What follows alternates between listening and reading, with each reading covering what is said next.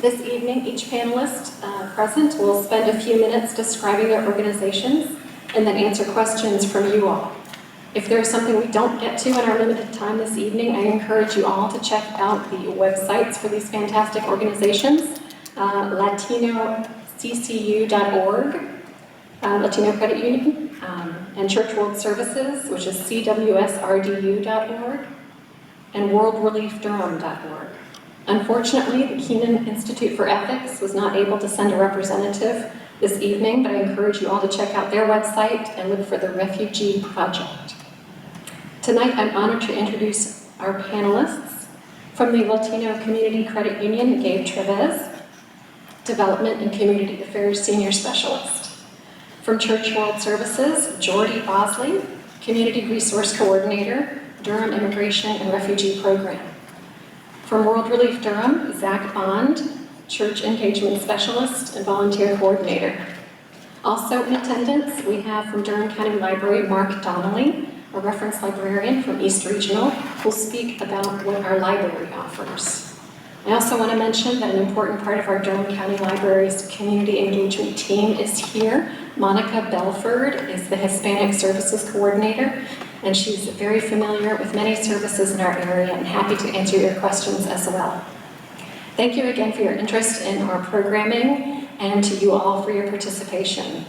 We'll have a question and answer after the introductions from these guys. And if you could get up real close to the microphone, this close, and speak clearly, it would help a lot with the recording and for everyone here. Thank you very much.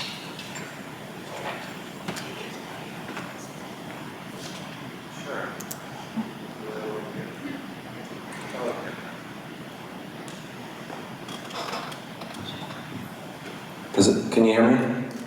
I can hear you. Well, hello everyone. Thank you for being here. Again, my name is Gabe Treves. I work at the Latino Community Credit Union. I'm honored to be in this panel and honored to be here with you for what I think is a very timely conversation. So, for some context, the Latino Community Credit Union was formed back in the year 2000, very much specifically to help the growing Latino community and the Spanish-speaking community enter the financial mainstream. And quickly, and especially over the last few years, we realized that many of the same challenges that the Latino and immigrant community faced early on and continues to face are some of those challenges, some of those cultural, practical, and linguistic challenges and barriers that the immigrant and refugee. Oh, can you hear me? Yeah. As I was saying, many of the same barriers that the immigrant community and the Latino community face are unfortunately the same barriers and challenges that the refugee community face. So we thought it only made sense for us to work. All right, so let me just backtrack and start. Again, the Latino Community Credit Union was formed back in the year 2000. At the time, the Latino community, the Spanish-speaking community was having a hard time entering the financial mainstream, was relegated to the cash economy, to the informal financial sector. So the Latino Community Credit Union was formed to create a gateway into the financial mainstream for that community. And we've had great success over the years. We're now 70,000 members strong. We have members from 122 different countries. And increasingly we've seen that some of the same challenges that our members of the Latino community face in trying to enter the financial mainstream and step away from the cash economy, which, as many of you know, can be predatory, it can be expensive, and it can be dangerous, and also it can be very under-regulated, if regulated at all. Many of those same barriers are barriers that the refugee community face. So we've worked really hard to extend our services to the refugee community via some key community partnerships. So first and foremost, as a not-for-profit financial institution, we make sure that we offer ethical financial products and services to everyone in the community. So that means, no hidden and excessive fees. It also means really coupling any and all financial product that we offer to our members with financial education. So we have a 5-week financial education workshop series that we offer to our members and anyone in the community. So through partnerships with the UNC Refugee Wellness Program, we've been offering those that financial education workshop to members of the refugee community, and they've been, I think they've been really effective and productive and very insightful for us. You know, members of the refugee community actually often, you know, via the resettlement agencies do get set up with a financial institution, but that doesn't mean that they know how to navigate the financial system. And in fact, even though they are members of a financial institution, they often end up paying lots of hidden and excessive fees that can really add up if you're poor. And also they don't know what credit is and how to use credit for their advantage. They don't know how to access capital through loans. Lots of them in particular, you know, would like to buy a car but don't really know what steps to take. So what I've learned through these workshops is that they continue to operate in the cash economy. So say for example, they want to buy a car. They'll just work, save enough money, and then just buy a car, all cash, from someone they're never going to see again. You know, they buy a car without running a vehicle history on the car. And then, unsurprisingly, more often than not, you know, the car ends up having problems and they're stuck with a bad car. So, you know, we've worked to learn what issues they face, and we help them get out of the cash economy, enter the financial mainstream with the know-how to make the right decisions and to keep as much of their hard-earned money in their pockets, and, you know, to space out payments so buying a car doesn't, you know, ruin you for the next 2 or 3 years. So yeah, that's what we've been doing. We've been, you know, extending these workshops across the community, and I look forward to any questions you may have about the challenges that the refugee community has as they work to enter the financial mainstream. Hi, I'm Mark from the East Regional Library. I'm a librarian. Been working at the library in Durham for 10 years, going on 11. Something that we initiated last year at the library was to become involved in bicycling. And I got to know some of the folks in Durham who are deeply involved in bicycling. And one of those persons is here tonight, Greg Garneau, and he leads up the Durham Bike Co-op.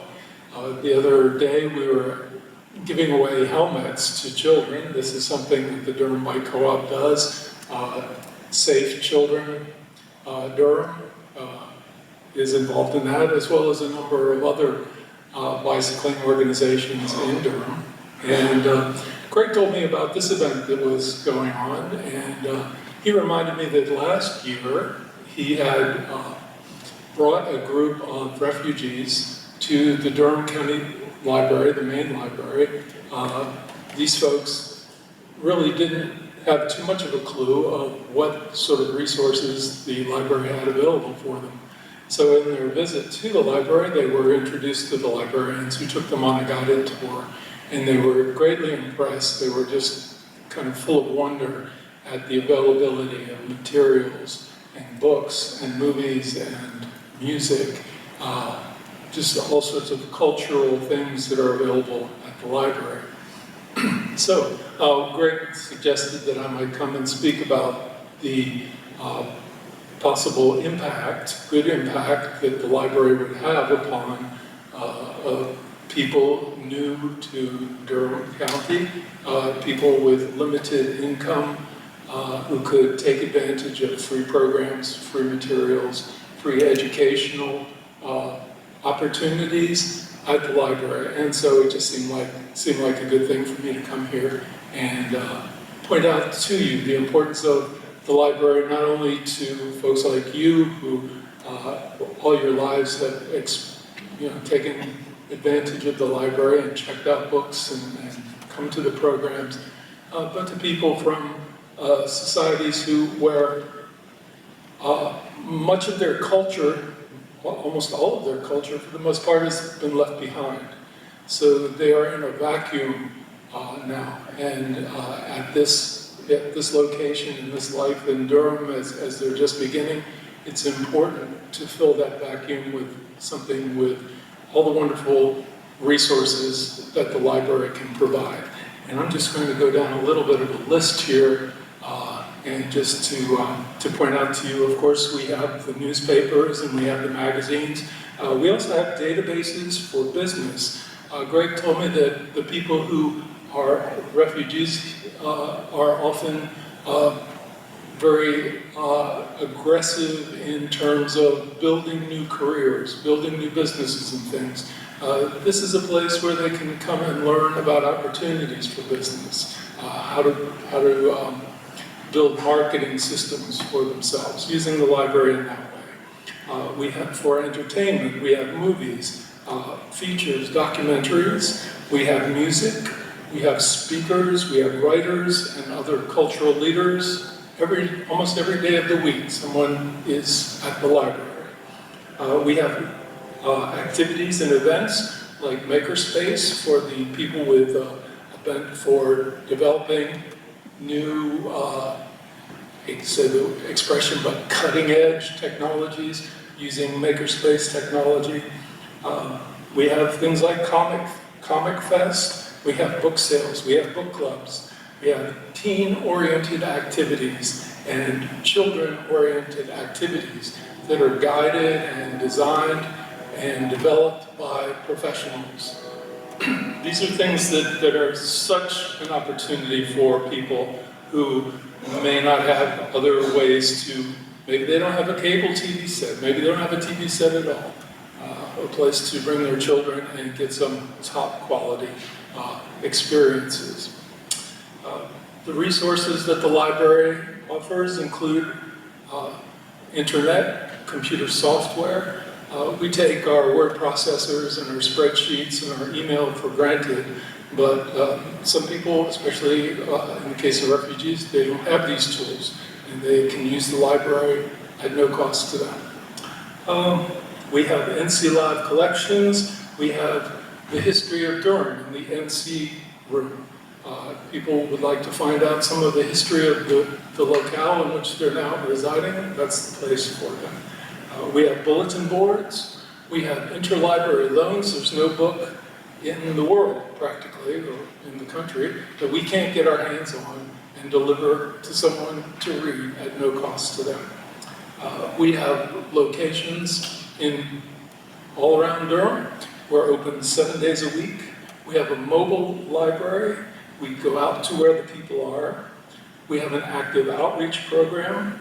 Another thing that just occurred to me today is that we have volunteer opportunities, so that if the teens or even the adults would like to participate in kind of the professional or semi-professional life of library, there are opportunities for them. And that's something that's very important for kids who are looking to build their resumes as they apply to colleges and get a little history of their own and showing their capabilities.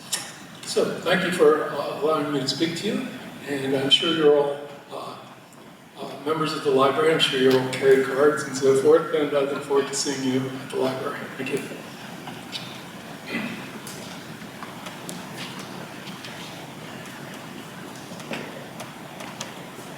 Hey y'all, my name is Jordy. Thanks for having us and thanks for coming.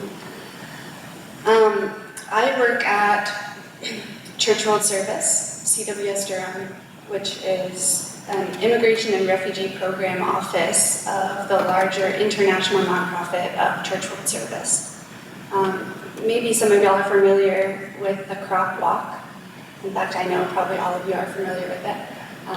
The Triangle area is the biggest fundraiser for CROP program nationally. So Church World Service is somewhat of a household name, I think, for most folks surrounding CROP. But what a lot of folks don't know is that the IRP program, Immigration and Refugee Program, is also a part of Church World Service, but actually completely separate from CROP. And our services at CWS are strictly for providing resettlement and immigration legal services for refugees coming to Durham.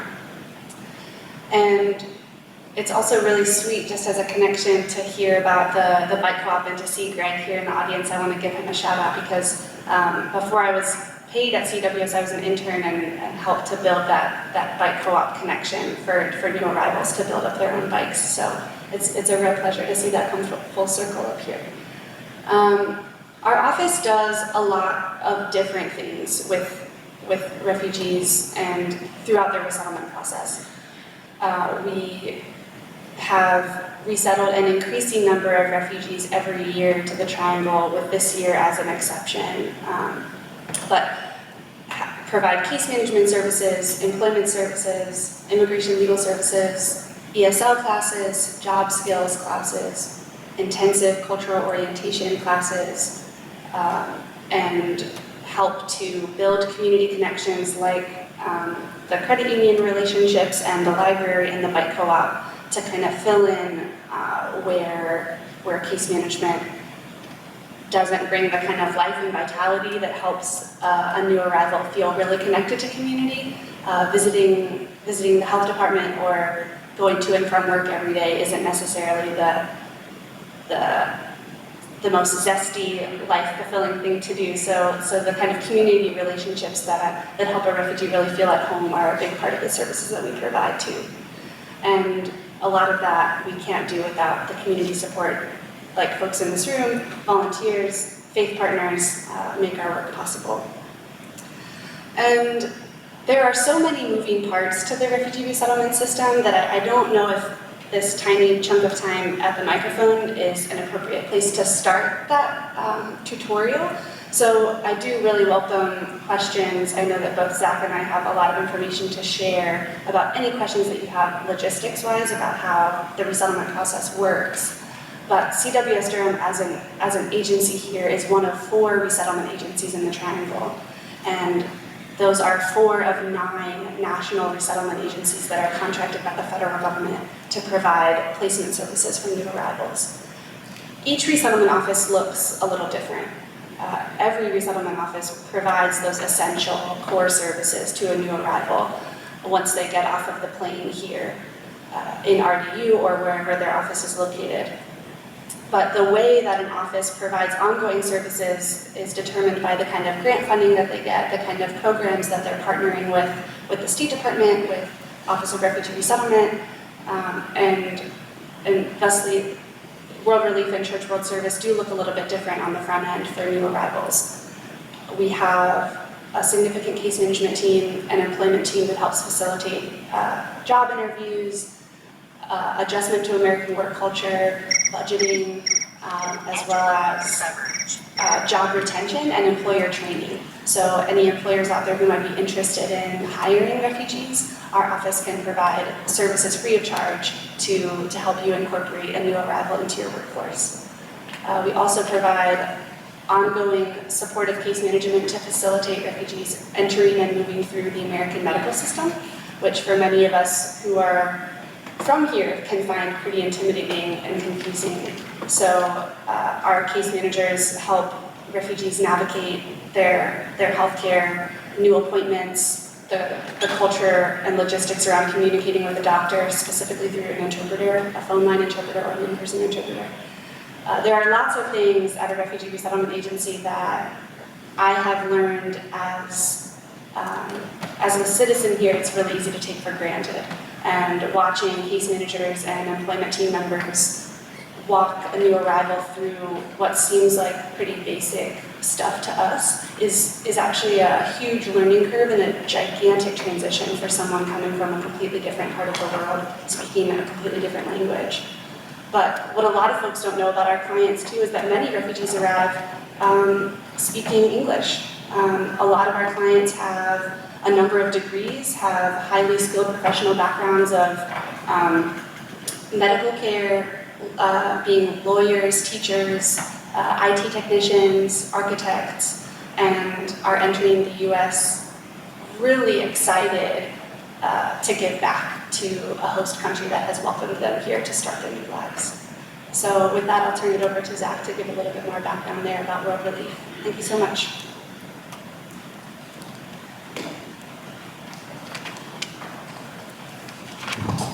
Yeah, sorry, it's a little loud. I'm Zach from World Relief, and World Relief, like Jordy said, is a refugee resettlement agency. We began right after World War II as a church that wanted to do something to help out war-torn Europe, and so they began raising money, and that money could continue to grow and build, and communities kind of team together. And that was the seed that sort of sprouted into World Relief, which is an international nonprofit that has programs all over the world, that does a bunch of relief and other kinds of programs. And in America, we are primarily refugee resettlement agencies. So there's about 20 different organizations around the country, and we are one of the 9 refugee resettlement agencies. So we're in partnership with the State Department to host and resettle refugees. And we provide a list of services, case management, pretty much, I won't go through it again, but what Jordy just said, we also do, or we find community partners who can. So like we refer over to CWS for employment and for ESL, because they do it really well, and we just point most of our refugees to them. We have a lot of other services that we provide. Again, it does depend on what the grant program that you're on. We have a couple that are aimed more at eliminating employability barriers for refugees, a little bit more extended case management, and help really bolster the family while they're trying to get a good job. So we have the resettlement side, and then we also, and I'm in the volunteer side, and so I get to connect refugees who are coming to America to the community. And a lot of times that looks like connecting them to a team of people who have committed to be good neighbors, to help at the airport, bring a refugee home from the airport, give them their first meal, help them get settled in their new apartment, sometimes furnish all of these things, and get all of the items from community members, from thrift stores, from furniture stores, and set up the apartment. And then just to be a cultural companion for the next hopefully lifetime, but we say at least 6 months to help them get on their feet. And the hope for us is not assimilation. The hope for us is integration and flourishing. We want to see refugees flourish and bring the best of their culture and their full identity here to America and enrich.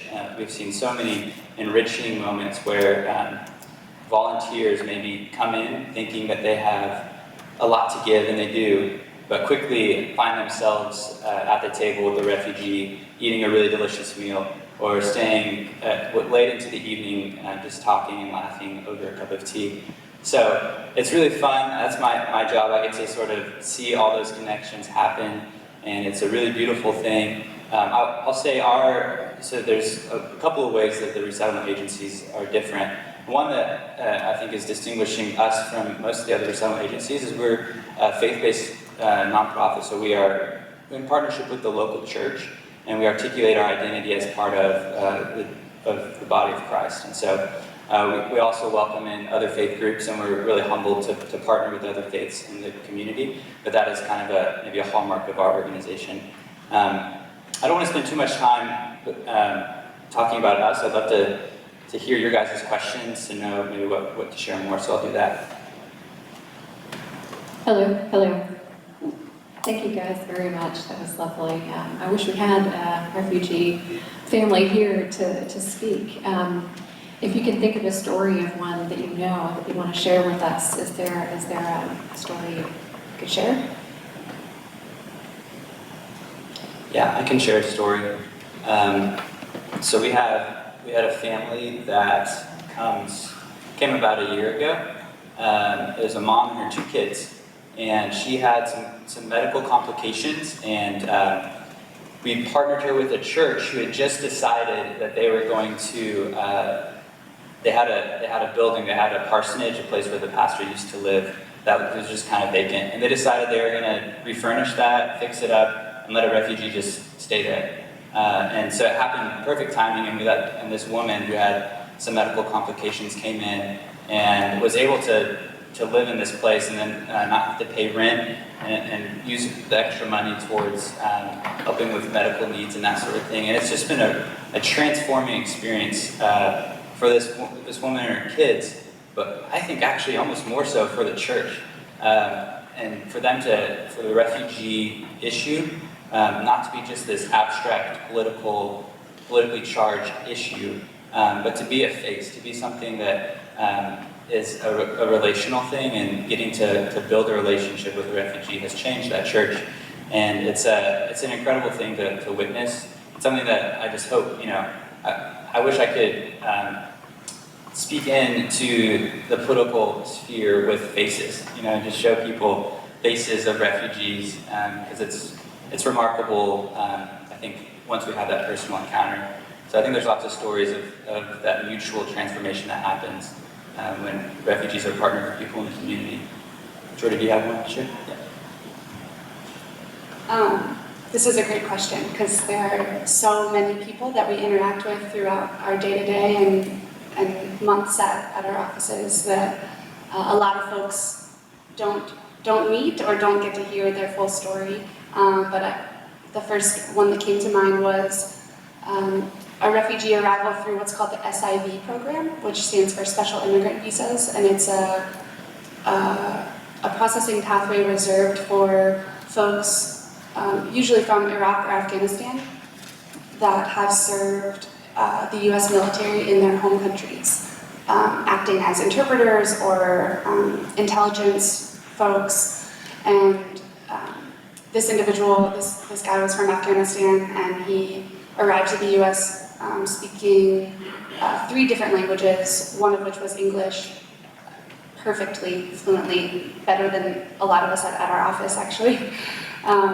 And he started working as an interpreter for our office, and was enrolled in an employment program and was gifted a car from someone that who heard about his arrival to the U.S. Another SIV refugee who was living in Virginia drove a car down to him as a gift, and it changed his life tremendously. He was able to get to and from work with a lot more ease, was able to take on a second job, and then shortly after his arrival applied for through our family reunification program at our immigration legal office to bring his wife and his child here as well to safety, and we were able to witness their reunion in the airport after years of separation. And so now they live here in Durham together as a family unit, which is an incredible thing to witness.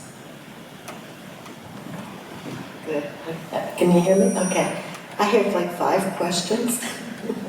3 of my questions are for all the groups, all the refugee groups. One is what available resources you have online for refugees. I'll ask one at a time. Yeah, that's a good question. That's been sort of an ongoing interesting thing to work out, because our website kind of straddles the line between being targeted to community members like y'all here who want to learn more about the programs and services that we provide, and also resources accessed by the refugee community also living here. So we have information and descriptions about all the services that we provide at our office that are really available to anyone who's looking at the website. But as far as things targeted specifically for our clients, we have, or for potential refugees who want to use our services who aren't already registered with us, we have information about our ESL classes and our job classes that are on an online calendar.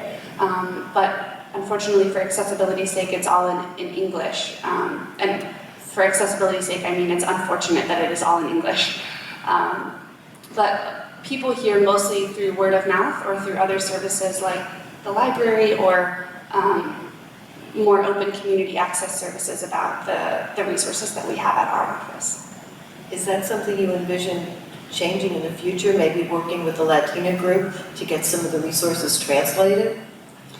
Yeah, it's a great question. The majority of the clients that we serve don't speak Spanish, and in fact we resettle folks from over 15 different countries. So language access is one of our biggest barriers in the community, absolutely. And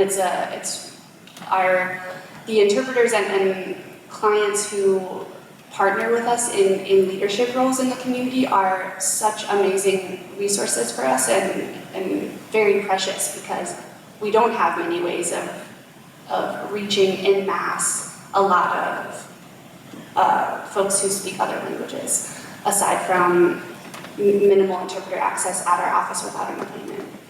So yes, it's always an ongoing goal, and there are many barriers to it, but always striving, for sure. Yeah, I'll add to that and say a lot of our refugees that we help resettle don't get access to the internet, don't get a computer and internet access until, maybe a year into their time. It's kind of later on. And so a lot of how we keep in touch and how we communicate resources is by canvassing apartment complexes, and like Jordy said, word of mouth is a very powerful way to spread resources among refugee communities. They're in touch with each other and very help each other and spread those resources. If I get your email though, I know there are great resources for refugees. Our World Relief Durham's website is geared more towards the volunteer side. So we have a lot of resources for equipping volunteers to serve refugees. But if I got your email, I'm sure I know there are great resources for refugees, and I can connect those to you if you're interested. I am. And also I wonder if maybe you could partner with the library in terms of having computers available and teach them how to use computers at the library. Absolutely. As one of your services to help them get integrated into the community. That might be a way the library can work with you to help them, learn how to navigate the system and all things like that. Absolutely, yeah. Great idea. Anyone else?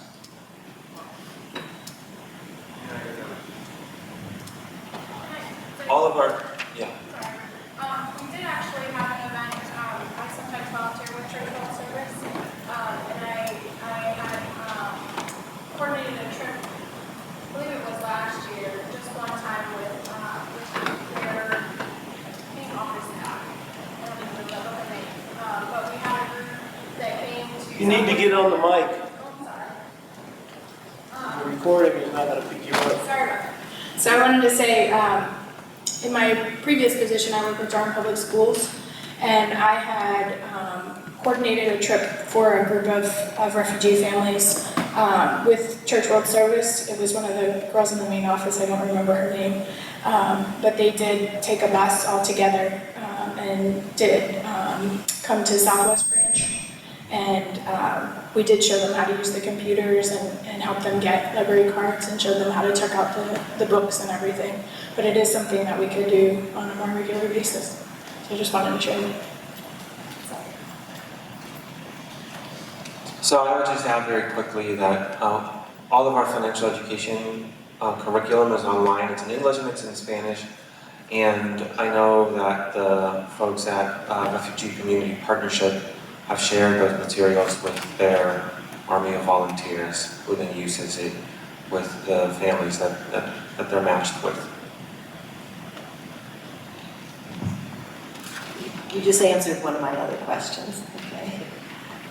And a little more to that addition, Monica, thank you for bringing that up. Volunteers are actually one of the biggest service providing arms of our agency that does facilitate relationships with organizations like the library to help refugees learn how to get a library card, how to use the computers, how to check out books. And we do try to coordinate biannually, I think is our track record so far, something like this, where we partner en masse with the bike co-op and the public library, the police, the fire department to get kind of larger scale seminars of instruction on how to use basic tenets of each service around the city.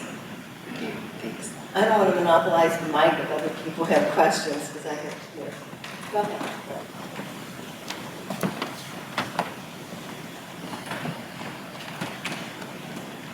Are the classes, the ESL classes that Churchill Service and World Relief offer, are they open to immigrants who are not sponsored as refugees by your organization? Unfortunately, our classes are only available to clients who are enrolled in our programs, and our programs are open to refugees who have been in the United States for 5 years or less. Okay, the other question I have is to the Latino Credit Union. Do you provide, given the constraints that Latinos have in getting loans for a variety of things, do you provide easier terms for Latinos for taking out loans, and what are the documentary and equity requirements? Right, so that is one of the main reasons why we formed back in 2000. You know, I would say about 65% of the immigrant community is previously unbanked, which means that they have not been able to develop a credit score. Without a credit score, you can't get a loan. So we have a program that looks to see if our members pay their utility bills on time and pay their rent on time. And if they do, then we will offer them a small loan. If they pay that loan, they start building credit, and that way they move along the credit continuum. And that's really what we are all about. I'd like to speak about the library and computer training for refugees, and just give an anecdote of a gentleman that I had an opportunity to work with. He's a refugee from Chad. He'd had both his arms amputated just below his elbow, and he had a person assisting him who brought him to the library. And so he was attending my basic word programming or basic word class, and he was a man, who in a condition which for me would have probably signaled termination of my life. This was a person who was full of optimism, and he went about using the computer with a stylus that he put in his mouth, and using the stumps of his arms to use the touchpad, and was very effective working a computer, just a small laptop computer. And just to let you know that folks are finding their way to the library. And I'm not sure that I would have known he was a refugee, but I did get his story as he came in. So I just wanted to share that with you.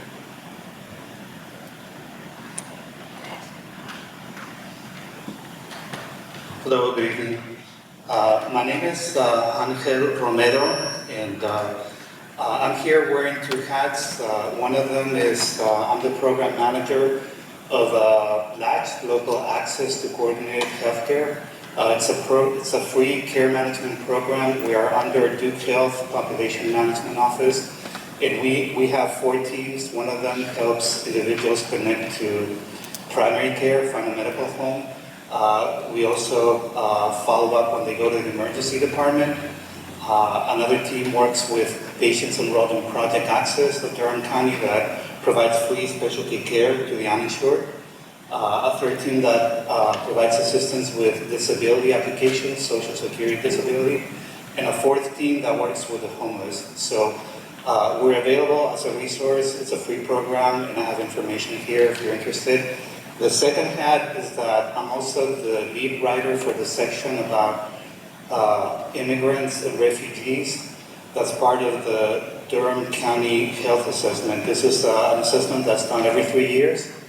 And we want to provide information about resources and what's available for the immigrant and refugee community. So if any of you want to provide me your information, I would be very thankful.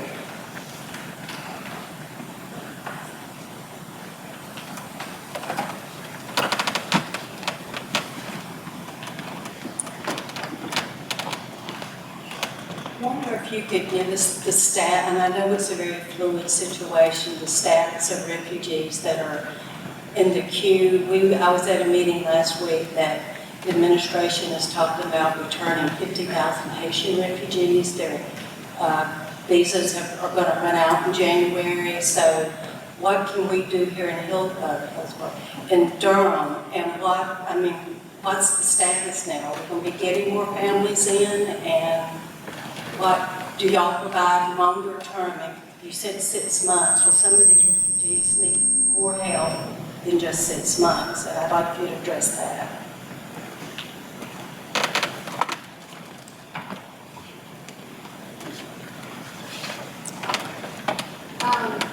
Yeah, those are all great questions. I'll start with the current situation as far as refugee resettlement goes in this country as of June 29th, which is when the travel ban is what it's called now, that was decided upon by the Supreme Court, went into effect on June 29th this year. And that travel ban is a rehashed, revamped version of one of the first 3 executive orders that President Trump submitted when he went into office. And that decision, the Supreme Court ruling, said that for 120 days, the refugee program would be completely suspended, except for refugees who could prove a bona fide relationship to the United States. And that is a very, very loose, fairly confusing concept to implement. But what that has meant for refugee resettlement agencies, at least in Durham, but from what I can surmise for USCRI and Lutheran in Raleigh as well, is a dramatic decrease in arrival numbers. We were expected to see throughout the country refugee arrivals as high as 110,000 for this year, 2017. And with the series of executive orders limiting refugee arrivals, the number dropped to 50,000, which was a number before the Supreme Court decision. That was a number that we were slotted to meet yesterday, July 12th, was when nationally it was expected that 50,000 number would be completed. With the ruling, the suspension, the temporary suspension of the program will limit refugee arrivals until late October, which is into the new federal fiscal year, FY 2018. So the current state is one of confusion and heartbreak for many of our clients who have family members who are waiting in the queue that you mentioned, the international pipeline of refugee resettlement abroad that is facilitated by the UNHCR and partnerships among many agencies in the U.S. government for refugees slotted to resettle here in the U.S. I'm sorry to ask you to get up again, or if you could just shout your question a little so that I can remember the last part of the question. Well, the last part was you had asked about what happens after case management, and so and I can speak to that a little bit. You're absolutely right. Refugees, the services that we offer on our grant programs are not the end of the picture, and they don't. It doesn't necessarily translate to full integration and flourishing in America, which is why I think positions like Jordy's job and my job exist, and why we pour so much time and energy into building connections with the community and training up volunteers and teams who can do that work for us.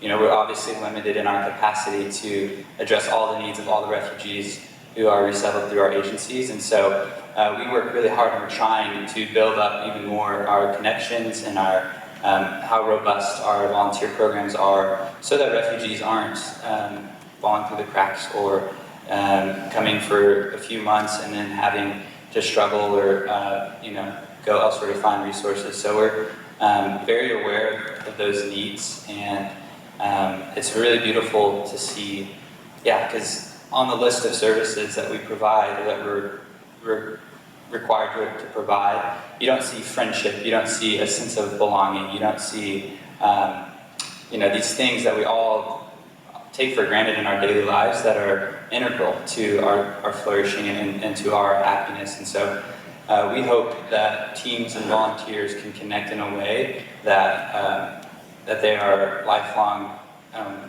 partners with refugees going forward. Did that answer your question?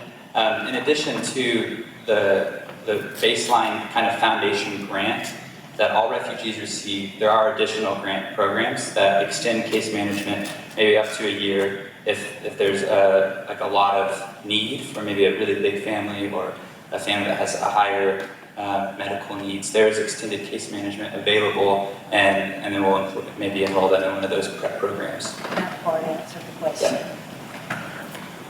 And I think there was another part of your question around the 5 or 50,000 50,000. Haitians who are living here who might be deported. I can't speak directly to that because I'm not very clear about what that situation is. But one thing that I think that question does speak to is the fact that the current political situation affects so many more people than just folks who are identified with the immigration status of refugee.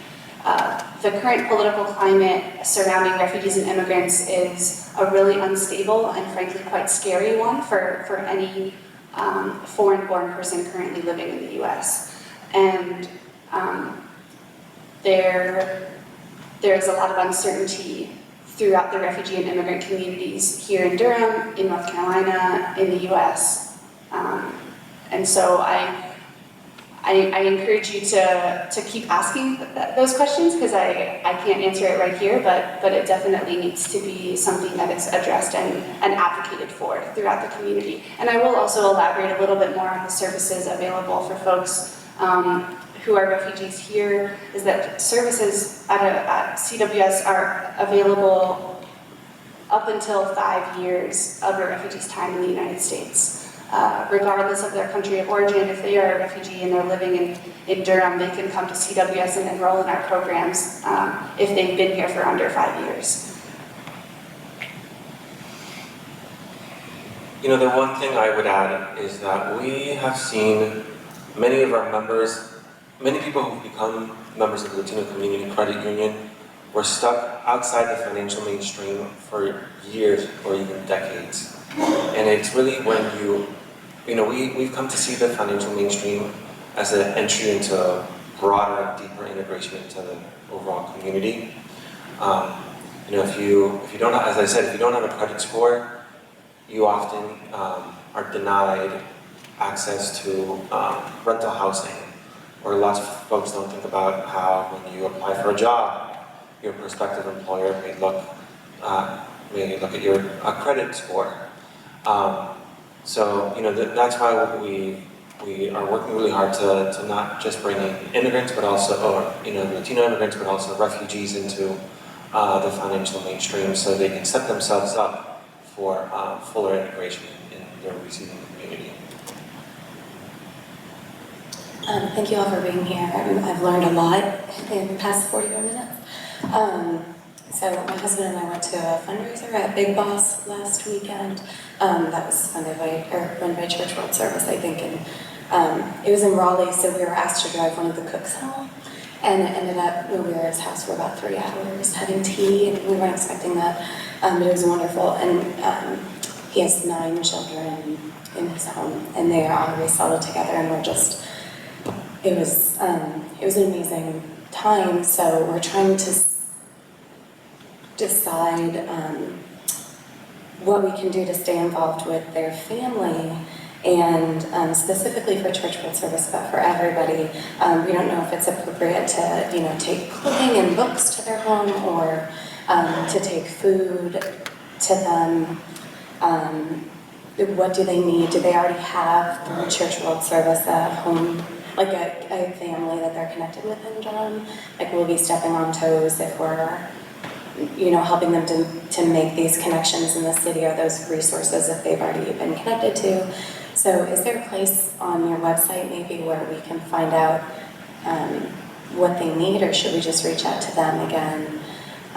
And also, if you guys could kind of speak to connections with public schools, because all of their kids are in different public schools in Durham, and I imagine that's got to be difficult when nobody really speaks English.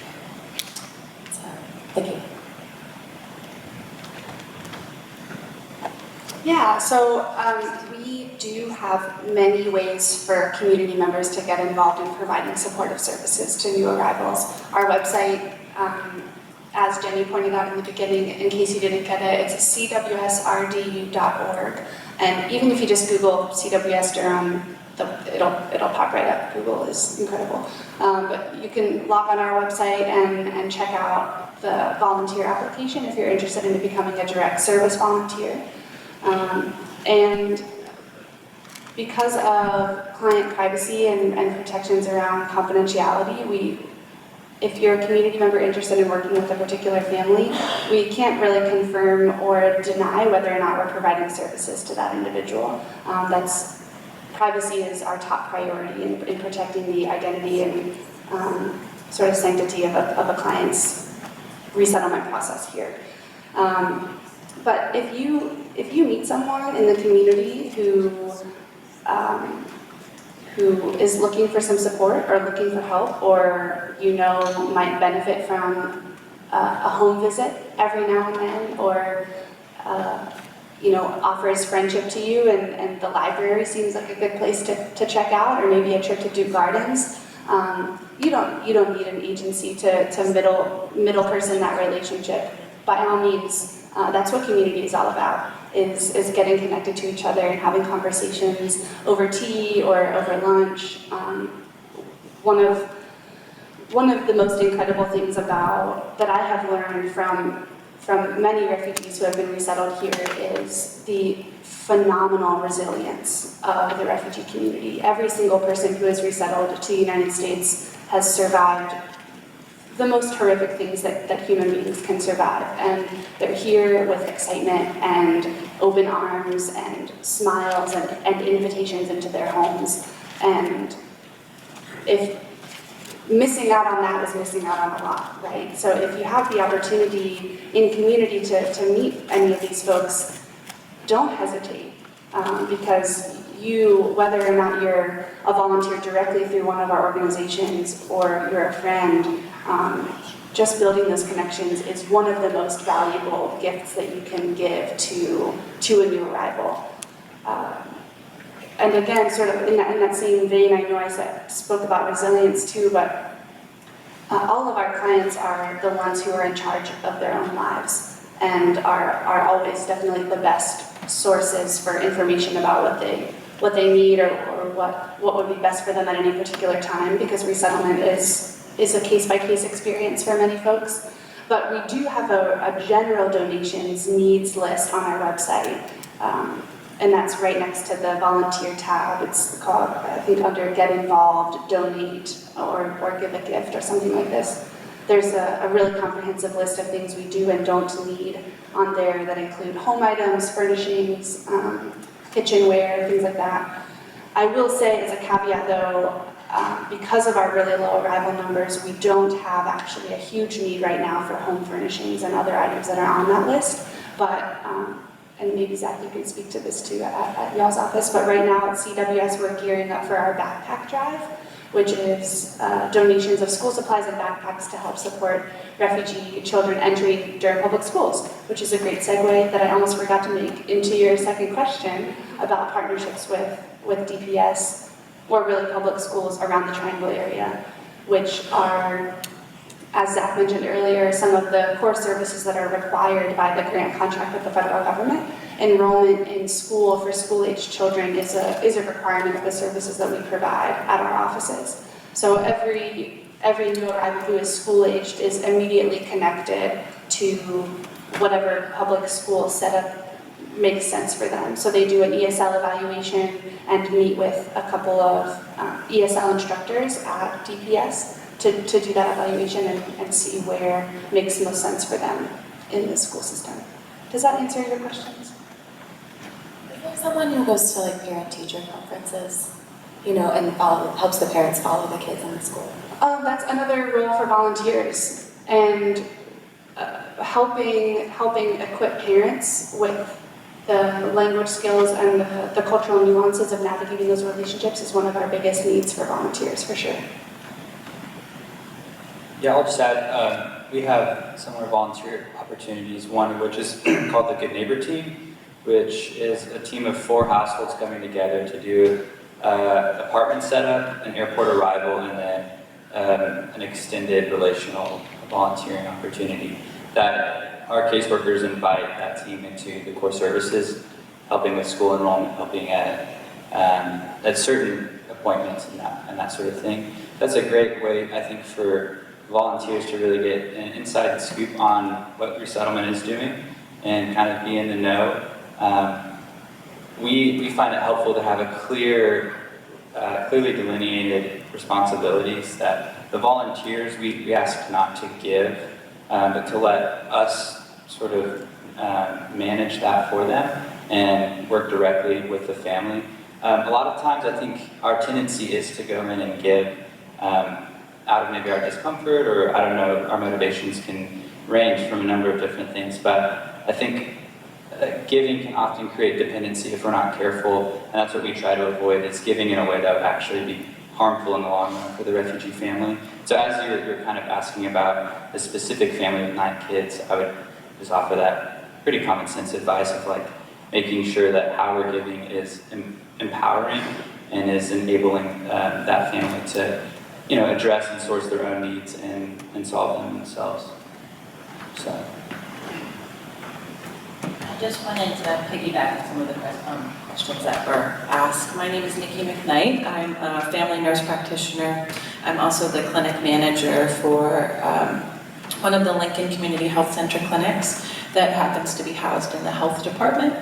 Our clinic's relatively new, but we've been there for about 2 years. And since we've been there, we've kind of become the refugee clinic. So we work a lot with World Relief and Church World Services. Most of the patients that have been resettled in the past 2 years, or most of the refugees that have been resettled in the past 2 years have come through our doors. So we have about 550 continuity refugee patients. And so I understand a lot about their services, and where their services end, a lot of our services pick up. So as a community health center, we do have social workers, behavioral health department, pharmacy, and we also have a lot of other resources for helping individuals to get, you know, ongoing health insurance, either through Latch, Project Access, through DSS. So a lot of times we're collaborating with all of these organizations.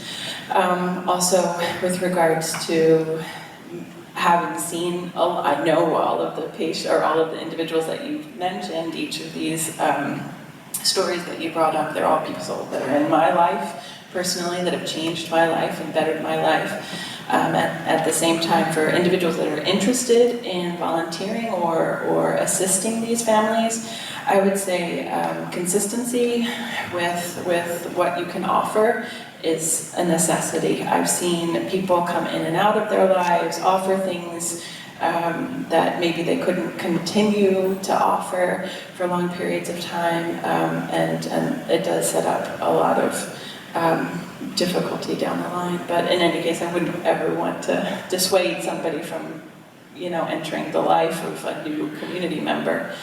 And as far, oh my gosh, I was going to say something else and I forgot. But yeah, in essence, we are trying to help y'all too. Thanks, Nikki. Allison, our resettlement manager, says hi. She's a big fan of Nikki and Lincoln Health and what they're doing with a lot of the refugees, so thanks. If there's going to be applause at any time, it should be maybe right now for Nikki, because she is one of the, there are many people in the community who provide services to new arrivals. A resettlement agency is definitely one of them, but there are lots of other people who are doing really fantastic work to support a helpful and healthy transition for all of our newest community members. So thanks for being here, Nikki. My pleasure.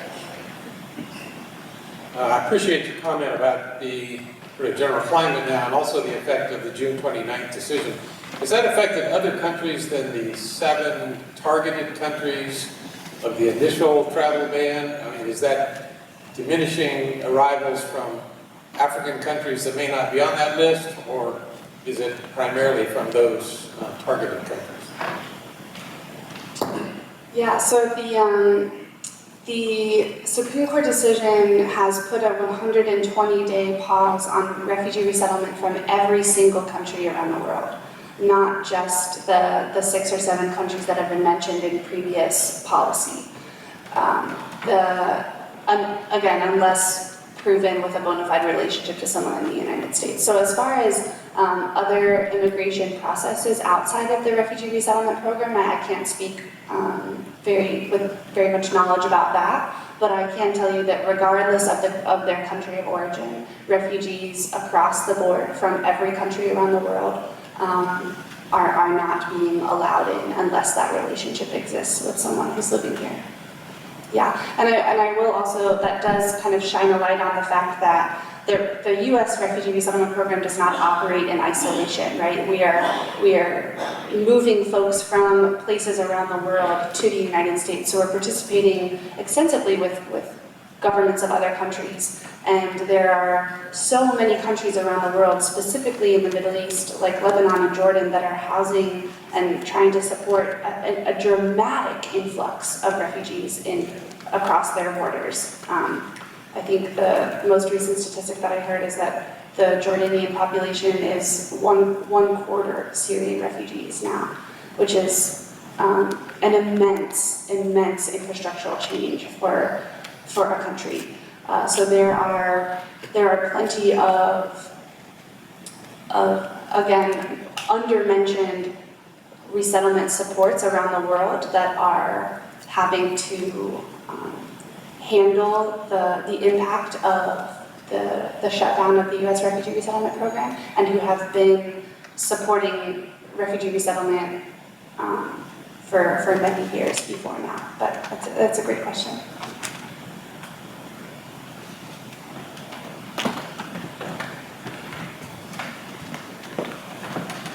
I'm another librarian from Durham County, and I just wanted to point out 2 more things to Mark's list for what we do. One is bilingual story time.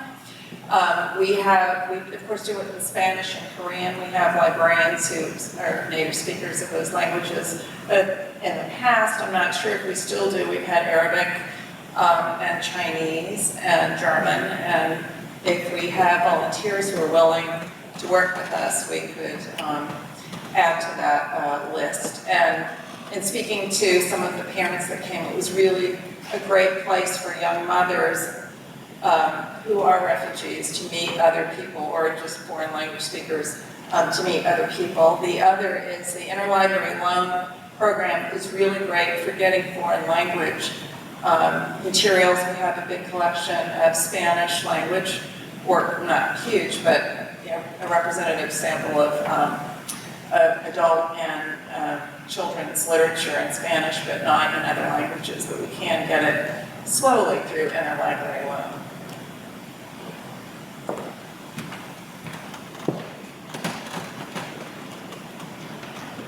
I was wondering whether Zach and Jordy, if you could talk a little bit about the process of getting green cards for the refugees.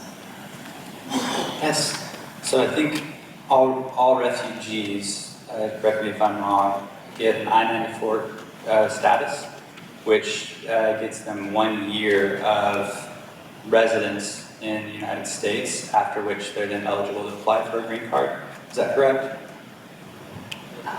Yeah, I'm not totally clear on the specifics of that process. That's part of the reason why I love our immigration legal team so much, is that pretty much anytime anyone calls with a question to our office about anything green or card, I just send them right over to our immigration legal team. But I can definitely agree that every refugee does receive an I-94 travel document. That's how they arrive here with refugee status, and they are eligible for a green card.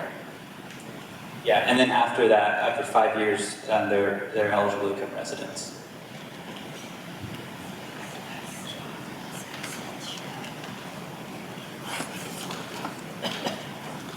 Hello, my name is Antoine Tudugalego. I'm from Tanzania, but I'm not a refugee. My question is, how do you deal with refugees from Congo, Rwanda, and Burundi. And then I have some concern. Maybe I don't know what you do, but I think I have some concern with their livelihood here. I've been here 30 years and grew up here, so I understand that. But I sometimes meet a lot of refugees. And because I speak with their language, they run to me and ask me for help. Please come to my house, come to my house. And then I say, okay, but you have people here taking care of me. No, come to my house. And I understand why, because the language is comfort. When I open my mouth and they can hear their language coming from me, they really feel good. And they talk a lot. So I want to know exactly what you do. And I've heard that you are helping the here library. These people, most, they want to make, they've never went to school. So they will say yes, because they have to. So I want to know if you guys need some help, we're here.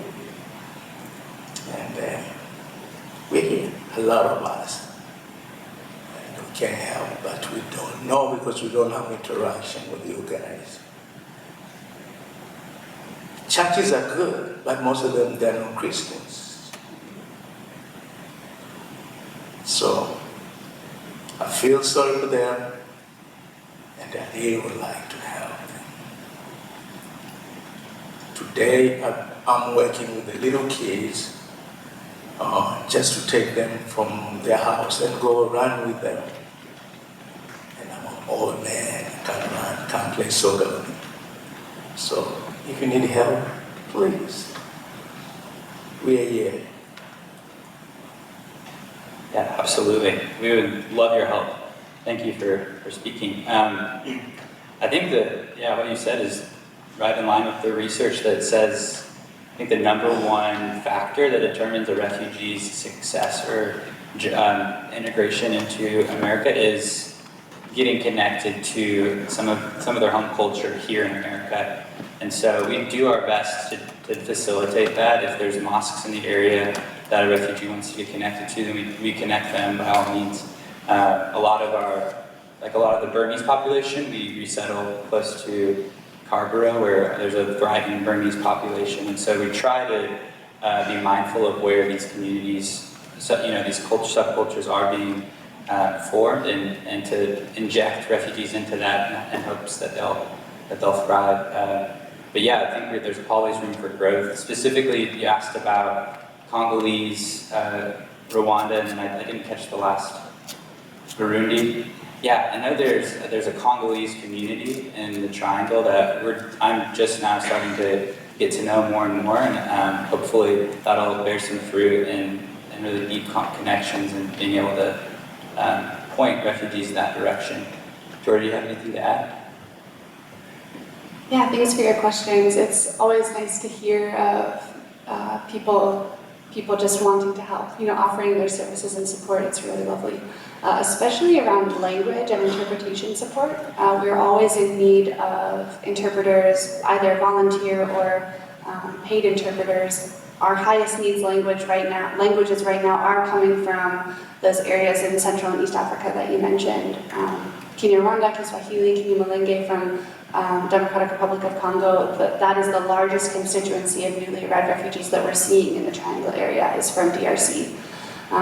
And the services that we provide to folks from those countries are the same services that we provide to refugees coming from all over the world.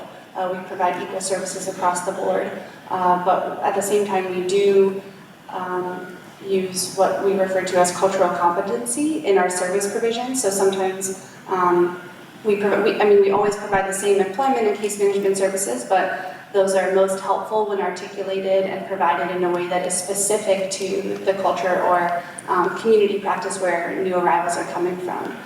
And we can always use more informed help in that arena for sure, and that's where volunteers come in most helpfully. And a lot of our interpreters and direct service volunteers are refugees who have been here for a little longer and have learned the ropes of building a new life in a new community and can guide new arrivals in a very culturally specific way with a shared language, which, as you said, does make a huge difference when clients can hear the sound of home, throughout a conversation.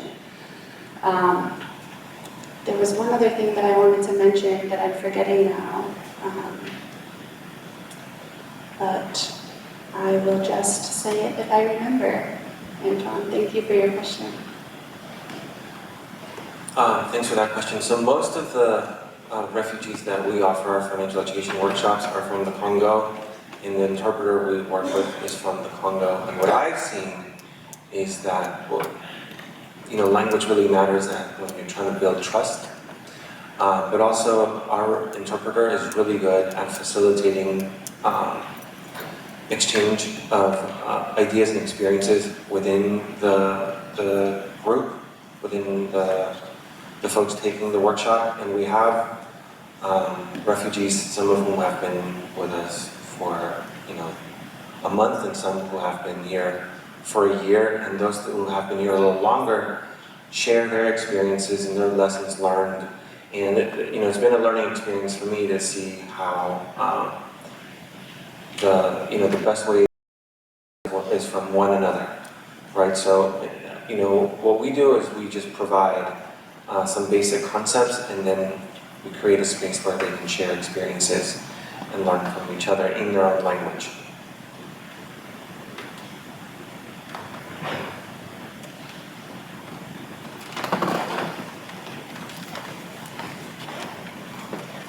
I'm starting to get an idea of what you all do in your daily jobs, and it sounds overwhelming and challenging and difficult. So many different cultures, and just wondering how you handle that, or does it feel overwhelming to you, or what is a good challenge, or the most challenging parts of your job?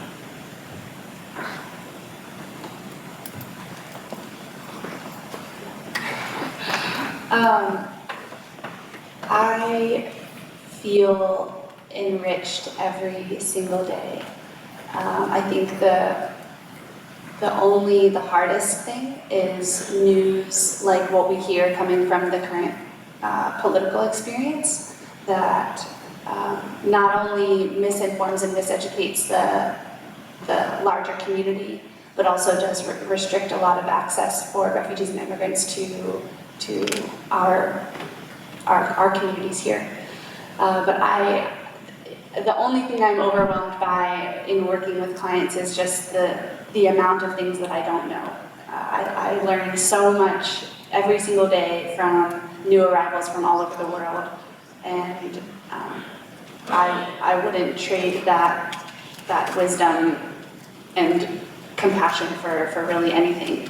And I also have really been inspired and overwhelmed by the strength, like I said, the resilience of witnessing our clients move through one of the hardest transitions in anyone's life is momentous. And yeah, overwhelming, I think, is a good word for it, but not in the kind of, maybe not in the kind of hard way that maybe your question was hinting at. But yeah, I think overwhelmed can go on either end of the spectrum, and I feel overwhelmed when I think about the current political climate, and I feel overwhelmed with pride and love at the community of refugees that is currently thriving here. Yeah, I totally echo what Jordy just said. A lot of times I feel like I'm at like this crossroads, or there's a funnel coming from both sides. All of these wonderful people from all of these really rich cultures coming to America on the one side, and the other side, the triangle being this really rich place where people are really wanting to welcome refugees well, and are showing that churches, other community partnerships, and just individual volunteers from all over the triangle just saying, what can we do to help and how can we do it? And so being kind of that gatekeeper on both sides is, I think, overwhelming, and wanting to make those beautiful connections and just step back and see wonderful things happen. It can be overwhelming, and I think our caseworker team would have a different answer there too. I think they're busy in and out. They work way too much for way too little, but they love their jobs, and it's very evident that they're doing this because they love their jobs. And so I think, yeah, what you said is true. It's overwhelming work, but it's a privilege, a very unique privilege that at the end of every day I get to like step back and like, man, I can't believe I get to do this. So, yeah.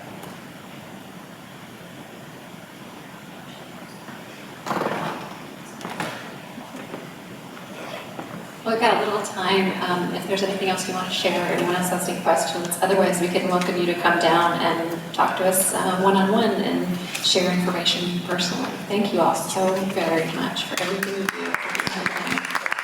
Thank you. Yeah.